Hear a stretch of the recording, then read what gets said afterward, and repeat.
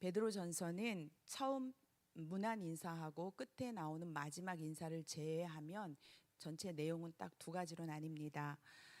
지난 시간까지 살펴본 1장 3절부터 2장 10절은 우리가 누리고 있는 구원의 탁월함이 어떠한 것인지 나눴고요. 그걸 이야기하면서 모든 행실에 있어서 거룩을 이뤄갈 것을 권면하는 일반적인 교리의 말씀입니다. 그리고 오늘 본문인 2장 11절부터 5장 11절까지는 우리의 목표인 이 거룩을 어떻게 우리의 삶 가운데서 실천할 것인가 라는 그런 세세한 가르침입니다. 그리스도인의 신분으로서 국가와 그리고 직장에서 그리고 가정에서 교회에서 우리는 어떻게 살아내야 할 것인가에 대한 말씀을 앞으로 함께 나눌 것입니다. 베드로는 오늘 본문에서 소아시아 5개 도시에 있는 5개 도시에 사는 성도들을 이렇게 부르고 있습니다. 사랑하는 자들아. 성도를 향한 이 베드로의 애정이 담겨 있는 것 같습니다. 배척받는 상황에서 굳건하게 믿음을 지켜내고 있는 그 성도들을 향해서 사도는 깊은 사랑을 담아서 사랑하는 자들아 라고 부르고 있습니다. 우리 이러한 이 표현은 성도를 향한 사도의 개인적인 그 감정, 개인적인 마음을 표현하는 것이지만 깊이 들여다보면 이 성도의 이 고단한 삶 가운데 하나님의 인도하심과 그리고 그리스도의 사랑으로 보호해 주실 거라는 그런 확신을 가지고 간절하게 그렇게 부르고 있는 것입니다. 이 편지를 쓰는 나도 당신들을 사랑하지만 하나님께서 당신들을 깊이 사랑하고 계시고 또 그 하나님께서 당신들을 보호하실 것입니다 라는 이 신뢰와 애정을 담은 그런 인사말이라고 할 수 있습니다. 우리도 이 성도의 애정을 담아서 아까 읽었지만 우리 다시 한번 2장 11절과 12절을 제가 11절을 읽고 성도님들이 12절 읽는 교독을 하도록 하겠습니다.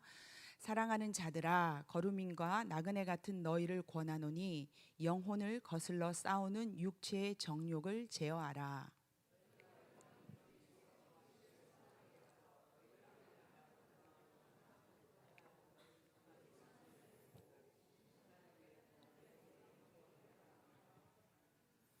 2장 1절에서도 먼저 악독과 그리고 기만과 외식과 시기와 비방을 버리라고 말한 후에 2절에서는 갓난아기처럼 순전하고 신령한 젖을 사모하라고 권면했던 것처럼 11절과 12절에서도 이러한 같은 형식을 취해서 육체의 정욕을 제어하라라는 부정적인 명령을 한 후에 선하게 행하라는 긍정적인 명령을 하고 있습니다. 먼저 권하노니라는 단어를 살펴보겠습니다. 이 권한다라는 것은 강력히 촉구한다라는 그런 말입니다. 한두 번 말해서 들으면 좋고 안 들으면 뭐 어쩔 수 없고 이런 말이 아니라 반드시 이거는 이행해야 한다라고 촉구하는 그런 강력한 메시지입니다. 그렇다면 누가 누구에게 권할 수 있을까요? 어른이 젊은이에게 권할 수 있고 그리고 선생이 제자들에게 권할 수 있습니다. 어른과 선생님이 다 권할 수는 있지만 누가 말하느냐에 따라서 이 권면이 허공에서 없어지기도 하고 또한 가슴에 남는 가르침이 되기도 합니다. 이 말의 영향력은 이 권하는 사람의 권위에 따라서 달라집니다. 권위와 권세를 나타내는 헬라어는 엑수시아라는 말하고 디나미스라는 그 두 가지가 있습니다. 신약 성경을 읽다 보면 이 성경 이 원어가 두 개가 혼합되어서 번역이 되어 있지만 엑수시아라는 이 권위는 직책이나 권한이 주어졌을 때 부여되는 그런 권위를 말합니다. 반면에 디나미스는 그 사람 안에 있는 능력, 힘을 말할 때 이 디나미스라는 말을 쓰는데요. 예를 들어서 저는 목사로 안수를 받으면서 목사라는 권위를 부여받았습니다. 그래서 성도님들이 목사로서 존중해 주시고 따라 주시는 것이지요. 그런데 제가 만약 이 목사로서 이 권위는 있는데 목사로서 행할 능력이 없다면 진정한 권위를 저는 갖고 있는 것은 아닙니다. 우리 예수님은 이 권위와 능력을 다 갖고 계셨습니다. 누가복음 4장에 보면은 그 가버나움 회당의 안식일이었는데 더러운 귀신 들린 자가 그곳에 함께 있었어요. 그러자 예수님께서 그 귀신 들린 자를 향해서 이렇게 말씀하셨습니다. 잠잠하고 그에게서 나오거라. 이렇게 꾸짖으시자 그 한마디에 이 귀신이 도망갔습니다. 거기에 모인 수많은 사람들이 깜짝 놀랐습니다. 뭐라고 말했냐면 저 사람이 갖고 있는 그 권위와 능력이 무엇이길래 말 한마디에 귀신이 내쫓기느냐 하면서 놀랬던 것이지요. 예수님의 이 권위와 능력을 귀신들도 알아보았기 때문에 예수님이 떠나라는 그 명령에 귀신은 따를 수밖에 없었습니다. 그런데 중요한 것은 이 예수님의 권위와 능력을 12제자에게 예수님께서 주셨다는 것입니다. 누가복음 9장 1절에 보면은 예수께서 12제자를 불러 모으사 모든 귀신을 제어하며 병을 고치는 능력과 권위를 주시고 라고 말한 것처럼 예수님의 제자들은 예수님이 주신 능력과 권위를 가지고 수많은 이적들을 행했고요. 그 이적을 통해서 또 복음이 더 널리 전파되었습니다. 그리고 요한복음 1장 12절을 보면 영접하는 자 곧 그 이름을 믿는 자들에게는 하나님의 자녀가 되는 권세를 주셨다고 그렇게 말씀하시므로 그 권위와 권세가 바로 예수님을 영접한 우리들에게도 주어졌음을 이야기하고 있습니다. 우리가 받은 하나님의 자녀로서의 권위는 바로 12제자들이 받았던 그 권세예요. 그리스도인들은 이 영적 능력과 권위를 이 두 가지를 모두 받았습니다. 하지만 교회 역사가 진행이 되면서 점점 이 영적 능력은 사라지고 이 권한으로서의 권위만 남게 되었습니다. 능력이 따르지 않는 권위는 힘이 없습니다. 약한 것을 강하게 할 수 없고요. 구부러지고 어긋난 것을 제대로 바로 잡을 수 없습니다. 하나님께서 우리에게 당신의 자녀들에게 주신 것은 이 권위와 능력입니다. 우리 모두 이 하나님이 주신 이 권위와 능력을 모두 소유하시고 행하실 수 있는 그런 충만한 은혜가 임하시기를 바랍니다. 베드로는 3년 동안 예수님과 공생의 생활을 같이 했고요. 그리고 예수님의 죽음과 부활을 목격했기 때문에 사도로서의 권위를 모두 인정을 받았습니다. 그리고 오순절 성령의 능력으로 충만했기에 이 편지, 베드로의 이 편지는 강력한 힘을 갖고 있었습니다. 이 편지를 읽는 소아시아의 성도들은 우리가 지금 베드로전서를 받고 있는 이 무게감보다 훨씬 더 힘있고 강력한 권위로서 이 편지를 읽었을 거라는 것입니다. 당대 최고의 사도가 사랑까지 사랑하노라 라고 하면서 이 사랑까지 겸비해서 편지를 쓰고 있기 때문에 그의 권면은 내가 너희를 권하노니 이 권면은 아주 큰 가르침으로 그리고 힘있게 다가왔을 것입니다. 다음으로 베드로는 이 소아시아의 성도들을 거류민과 나그네라고 부르고 있습니다. 이 호칭은요, 베드로전서 1장 1절에 이미 나왔던 호칭이라 그렇게 생소하지는 않습니다. 하지만 저는 적어도 2장 11절에서만큼은 어색하다고 생각합니다. 왜냐하면 우리는 분명 지난 시간 2장 9절에서 새롭게 변화된 성도의 신분에 대해서 말씀을 나눴습니다. 2장 9절에서 너희는 택하신 족속이요 왕 같은 제사장들이요 그리고 거룩한 나라요 그의 소유가 된 백성이라고 말씀했습니다. 그런데 불과 2절 만에 거류민과 나그네라고 부르고 있습니다. 이 거류민과 나그네는 무슨 뜻이냐면 외국인과 그리고 여행객이라는 그런 말이에요. 하나님 나라의 시민권을 가진 왕 같은 제사장들에게 그렇게 불러놓고 갑자기 외국인과 여행객이라는 그렇게 떠돌이라고 부르고 있는 것입니다. 어떻게 된 걸까요? 우린 이걸 어떻게 해석해야 할까요?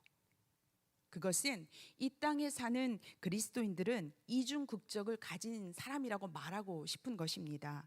베드로의 편지를 받은 이 소아시아의 성도들은 하나님 나라 백성이면서 동시에 로마의 시민이었습니다. 마찬가지로 우리도 하늘나라에 속한 하나님의 백성이면서 대한민국의 국민입니다. 육체의 생명이 다할 때까지는 이 땅의 시문으로 살아가지만 마침내 우리가 돌아가야 할 본향은 하늘나라이기 때문에 이곳에서는 우리는 거류민이고 나그네라는 것입니다. 포항공대 화학과를 나와서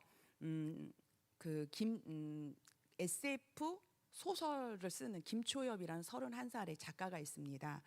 그가 쓴 그 소설집이 우리가 빛의 속도로 갈 수 없다면이라는 책 안에 순례자들은 왜 돌아오지 않는가라는 단편 소설, 단편 글이, 짧은 글이 들어가 있습니다.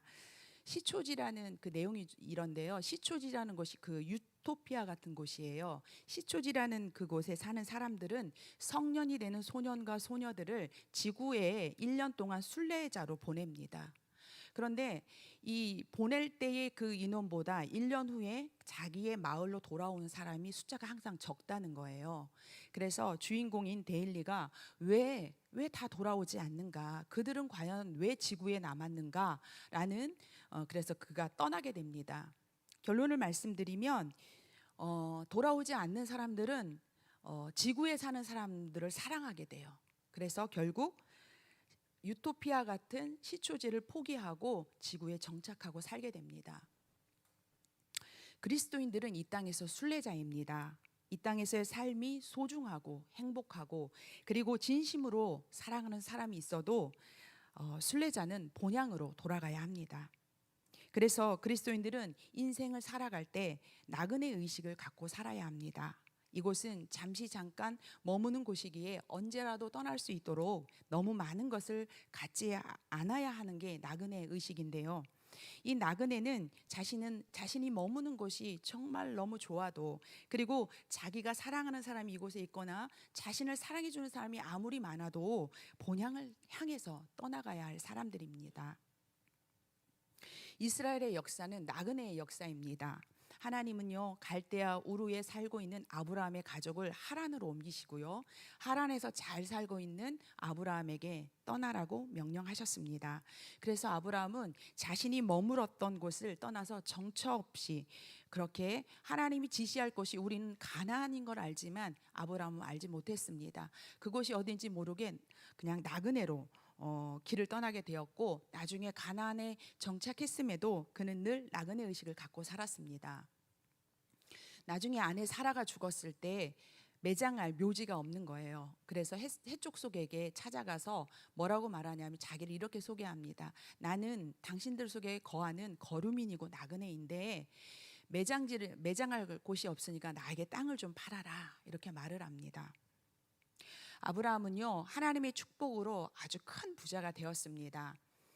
그 아람 땅에 있는 엘람 왕이요 나중에 그 소돔과 고모라를 쳐들어와서 거기 약탈을 해가는데 그 중에 그 아브라함의 조카인 롯의 재물들을 다 노략질해가지고 가져갔습니다.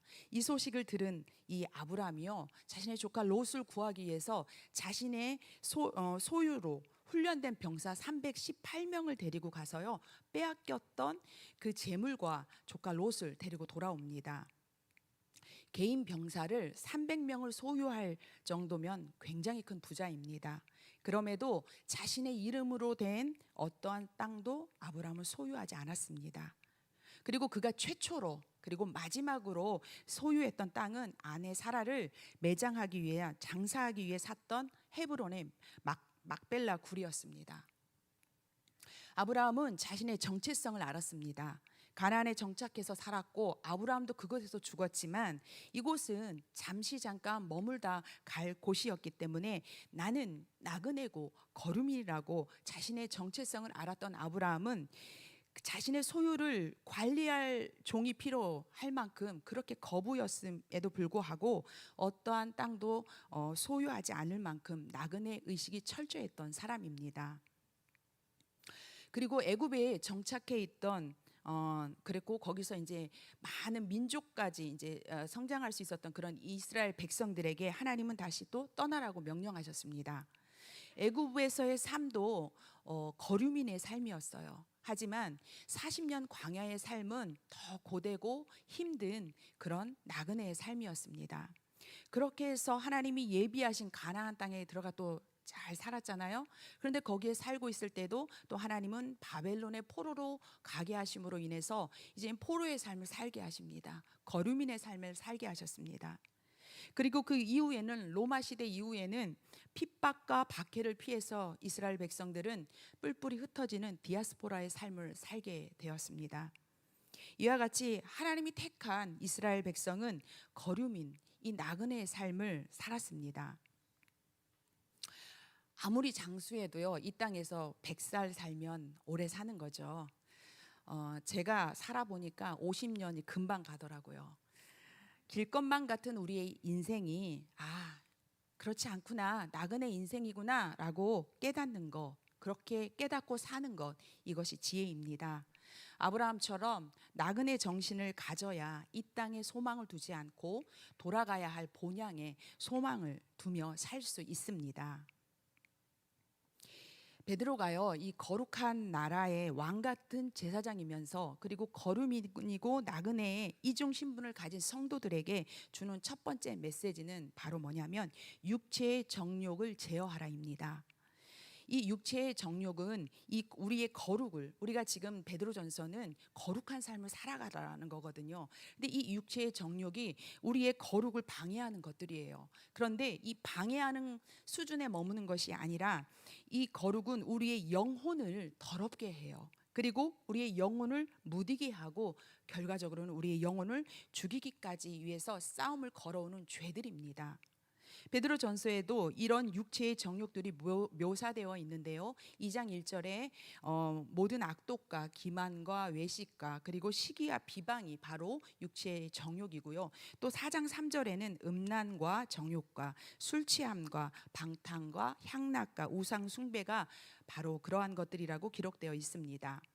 신약 성경에서 육체의 정욕이 가장 잘 기록된 곳이 갈라디아서 5장 19절에서 21절인데요.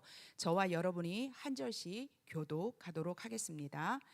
육체의 일은 분명하니 곧 음행과 더러운 것과 호색과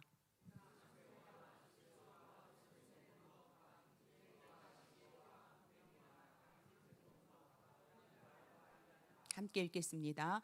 투기와 술 취함과 방탕함과 또 그와 같은 것들이라. 전에 너희에게 경계한 것 같이 경계하노니 이런 일을 하는 자들은 하나님의 나라를 유업으로 받지 못할 것이요. 아멘.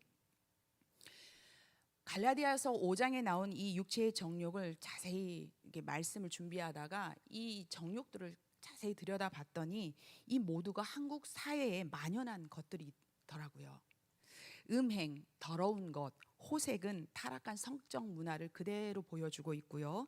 우상 숭배와 주술과 이단은 한국 사회의 영적 흐름을 혼탁하게 하는 것들이죠. 우리나라 이단이 얼마나 많습니까?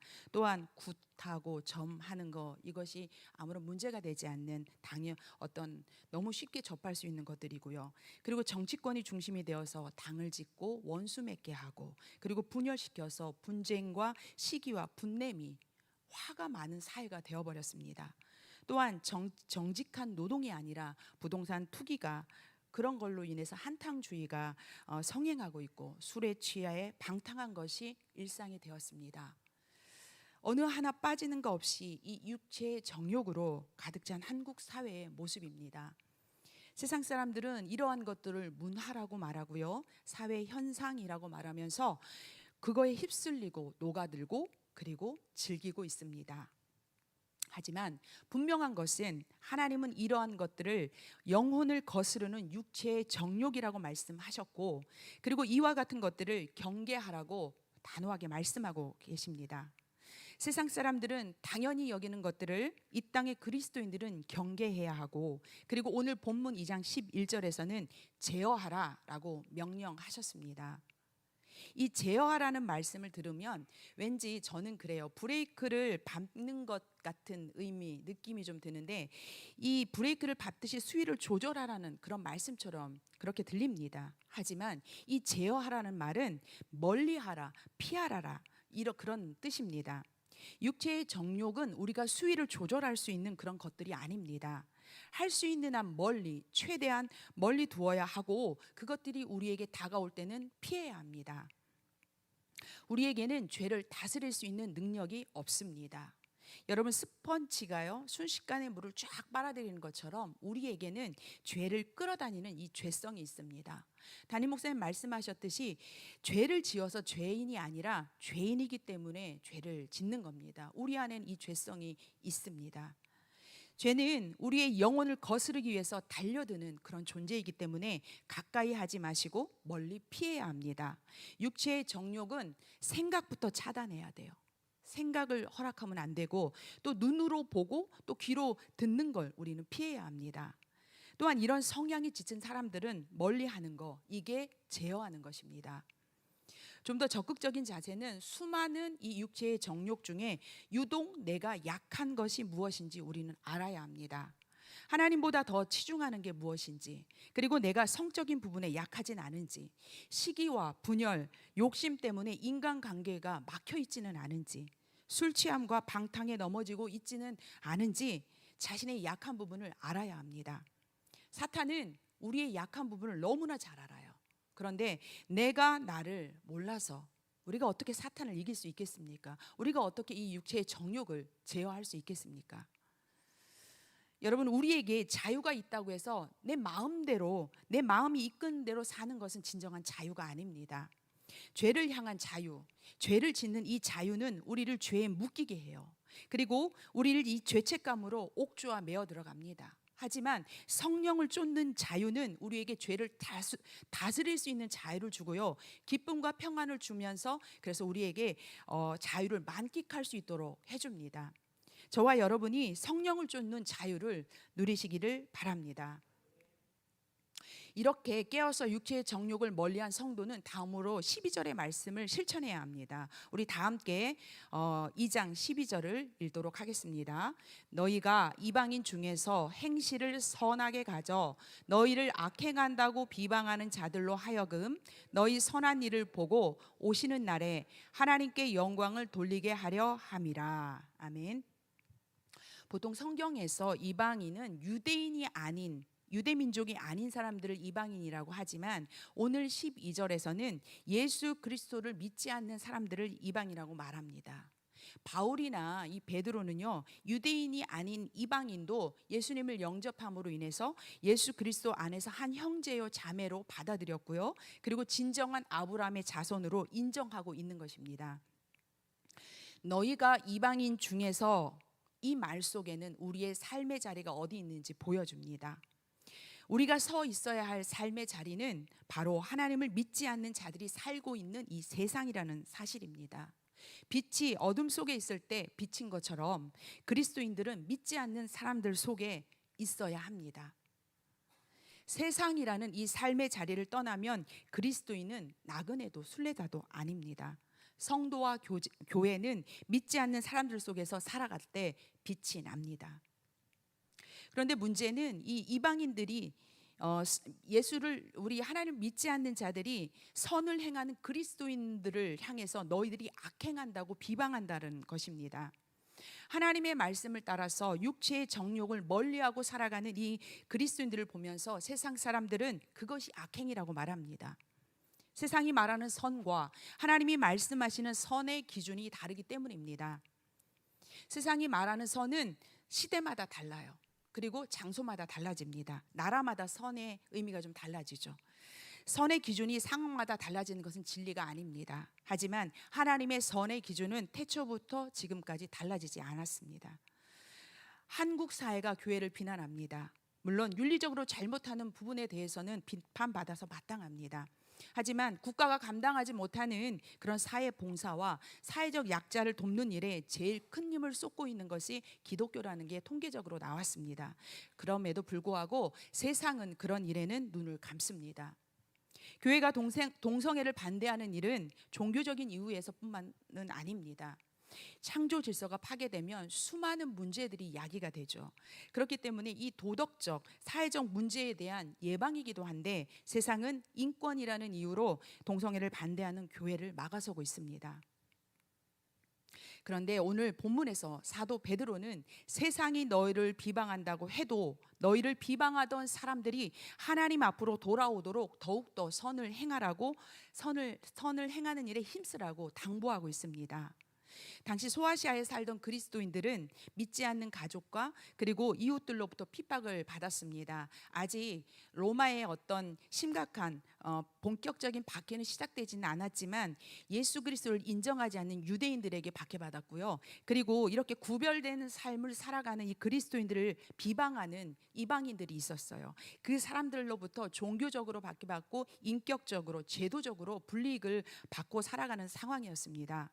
그럼에도 믿지 않는 이 자들이 어떠한 핍박에도 악을 악으로 갚지 말고 오히려 선을 베풀라는 것은 그들에게 대해서 똑같이 죄를 짓지 말라는 이런 소극적 의미를 더 뛰어넘는 선교적 당부인 게 오늘 본문의 말씀입니다. 11절 후반부에 너희를 악행한다고 비방하는 자들로 하여금 너희 선한 일을 보고 오시는 날에 하나님께 영광을 돌리게 하라는 것. 이것은 지금은 그들이 너희를 비방하지만 비방하던 자들도 구원받아서 예수님께서 오실 때에 하나님께 같이 너희와 함께 하나님께 영광을 돌리게 하라는 것입니다.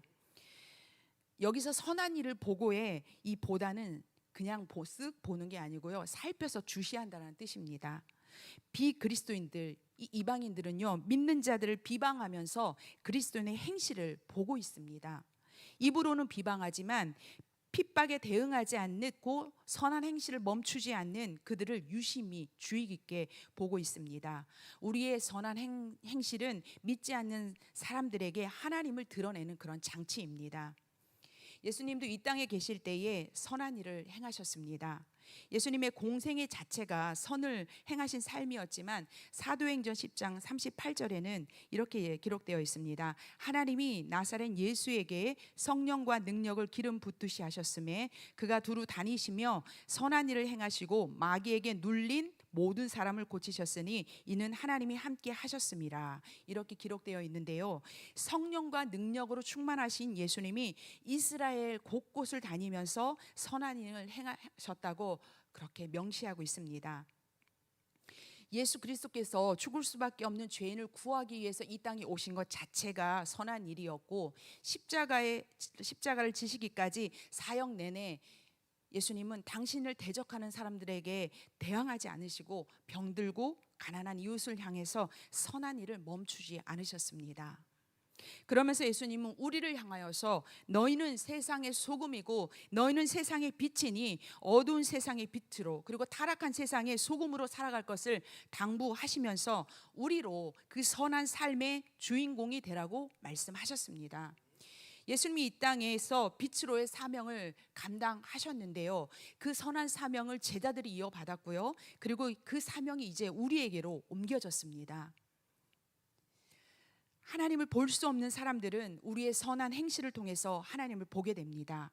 돌에 맞아 죽으면서 자신을 죽이는 그 사람들을 위해 용서의 기도를 드렸던 스데반을 통해서 그 현장에 있었던 사울의 회심이 싹 떴던 것처럼 가난한 미망인의 몸으로 자신보다 더 가난한 사람들을 구제하고 섬겼던 그 도르가를 통해서 많은 사람들이 위로를 받았던 것처럼 우리의 선한 행실은 누군가의 마음을 움직이는 그런 힘입니다.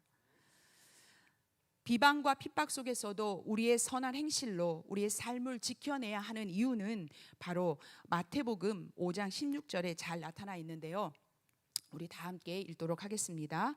이같이 너희 빛이 사람 앞에 비치게 하여 그들로 너희 착한 행실을 보고 하늘에 계신 너희 아버지께 영광을 돌리게 하라. 아멘. 우리의 선한 행실을 보고 믿지 않는 사람들이 야, 너희가 믿는 하나님은 정말 다른 신들하고 다르구나, 너희 말대로 하나님은 살아계시구나 라고 그들이 하나님의 실제에 대해서 깨우치게 될 뿐만 아니라 오늘 본문 12절에서 말한 것 같이 비방하던 자들이 주께서 오시는 날에 하나님의 영광을 찬양하는 그런 장본인이 되게 하라고 하는 선교의 위대한 목적이 있습니다. 이 땅에서의 우리의 선한 행실은 우리에게 나중에 우리가 받을 상급이기도 하지만 더 그걸 넘어가서 영혼을 구원한 자에게 주시는 영광과 기쁨의 면류관까지도 얻게 할 것입니다. 사랑하는 성도 여러분, 우리 중에는 온 가족이 예수님을 다 믿는 그런 정말 감사한 가정도 있지만 불신 가정에서 그리스도인으로 살아내느라 고군분투하는 성도님들도 계십니다. 아무리 기도해도 변하지 않는 부모님, 그리고 그러한 남편과 자녀들 속에서 이 선한 행실을 유지한다는 일은 정말로 어려운 일입니다. 하지만 여러분을 통해서 하나님의 살아계심이 드러나고, 그리고 조만간 우리의 가족들이 이 구원의 영광을 하나님께 돌려드릴 날이 올 것입니다. 여러분이 서 계신 그 삶의 자리, 힘들고 어렵지만 지켜내시기 바랍니다. 여러분이 지켜낼 수 있는 이유는 하나님께서 함께 하시기 때문입니다. 고린도후서 9장 8절은 이렇게 말씀하고 있습니다. 하나님이 능히 모든 은혜를 너희에게 넘치게 하시나니 이는 너희로 모든 일에 항상 모든 것이 넉넉하여 모든 착한 일을 넘치게 하려 하심이라. 하나님께서 모든 은혜를 우리에게 넘치게 하실 것입니다. 우리의 힘이 아닌 하나님께서 믿지 않는 가족들, 그리고 믿지 않는 직장 동료들 그 앞에서 선한 행실을 행하되 넘치도록 행하도록 그렇게 도와주실 것입니다. 이 은혜가 여기 계신 우리 모두에게 임하길 예수님의 이름으로 축복합니다. 마지막으로 우리가 기억할 것은 이 11절과 12절의 명령을 바로 우리에게, 바로 나에게 주셨다는 사실입니다. 본문에는 너희를 권하노니 너희가 이방인 중에서 너희 선한 일을 보고 라고 이 명령을 행해야 할 사람이 바로 우리라고 명시하고 있습니다. 이 말씀을 들으면서 내 배우자가 먼저 생각나고, 그리고 부모와 자녀를 향한 말씀이 그런 말씀이 아니라 육체의 정욕을 제어할 사람은 바로 나이고, 그리고 이방인 중에서 믿지 않는 가족 중에서 선을 행해야 할 사람 또한 나라는 사실을 잊지 마시기 바랍니다. 육체의 정욕을 제어하기 위해 싸우신 후에는 우리는 우리의 삶을 선한 행실로 채워가야 합니다. 우리의 선한 행실을 보고 믿지 않는 영혼들을 주님께 돌아오는 구원의 역사가 우리 가운데 임하시길 예수님의 이름으로 축복합니다.